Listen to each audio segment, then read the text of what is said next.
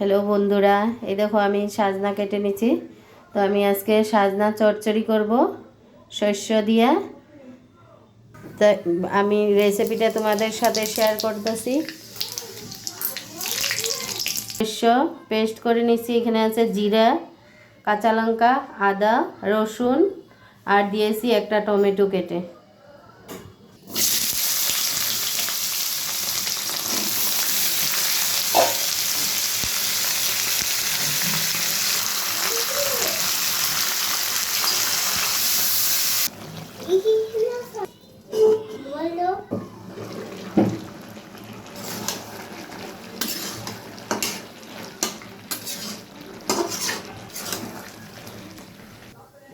বন্ধুরা, আমার সাজনা চচ্চড়ি হয়ে গেছে।